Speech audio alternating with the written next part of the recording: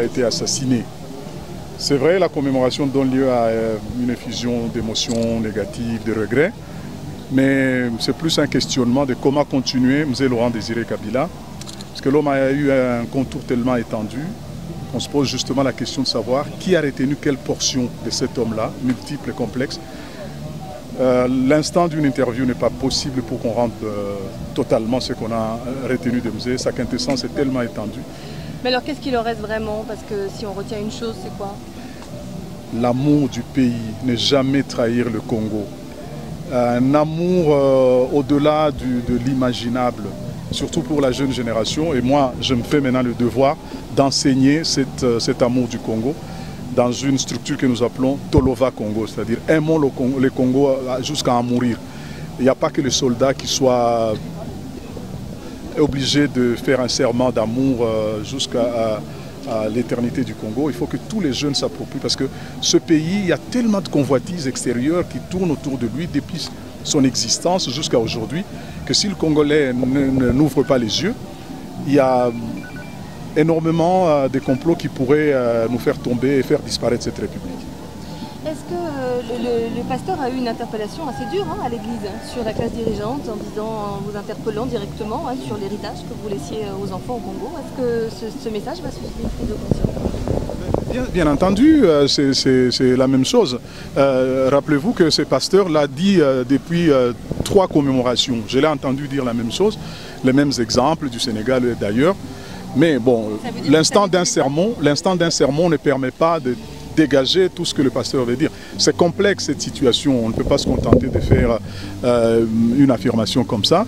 La conscience de servir le Congo est là, mais plein de gens nous empêchent de faire éclore toute la potentialité qu'il y a dans le Congo. Donc que des pasteurs nous interpellent, c'est tant mieux. C'est des patriotes, que d'autres catégories sociales nous interpellent, c'est tant mieux. Mais la prise de conscience de tous pour faire avancer, il n'y a pas des spectateurs d'un côté qui font le pays et les autres qui critiquent et qui font des sermons. Donc moi je crois que chacun jouant sa partition, ce pays ira très loin. Il a rappelé bien d'autres choses. L'interpellation, ce n'est pas seulement pour ceux qui gèrent à l'intérieur, mais aussi la convoitise extérieure. On n'en dit pas grand mot, mais c'est regrettable. Ce pays a été freiné dans son élan chaque fois qu'il a voulu demain. Regardez ce qui se fait. Regardez toutes les machinations pour empêcher au peuple congolais de s'exprimer en un 3e cycle d'élection générale. Vous voyez des marches, c'est pour empêcher, nous savons. Ça donne l'impression en esthétique, la périphérie donne l'impression que c'est une cause noble que veulent défendre les prélats. Mais c'est tout à fait faux. Nous savons le fond de la chose, c'est d'empêcher que le peuple s'exprime pour la 3e fois dans une sommation d'évolution démocratique agréable. Ce pays ne l'a jamais connu. Ce pays n'a jamais voté plus de 2 fois un chef d'État. C'est Joseph Kabila qui le permet, c'est Joseph Kabila qui le démocratise, c'est Joseph Kabila qui ouvre ces perspectives du futur que les autres, sentant venir, ces géants d'Afrique, veulent bloquer en instrumentalisant malheureusement l'Église. Certains s'étonnent d'avoir vu des militants PPRD notamment défiler dans la rue aujourd'hui, tandis que les manifestations de l'autre côté sont interdites. Mais justement, disons la vérité, vous avez l'obligation de rétablir la vérité, ils n'ont pas marché. Il y a nos camarades qui sont arrêtés parce que nous n'avions pas compris. On nous donne un programme qui dit après l'église, nous allons au mausolée. Comment on fait? On est de 30 000. On fait combien de bus pour arriver au mausolée? Les gens veulent progresser, la police nous a arrêtés net, mais on n'a pas marché.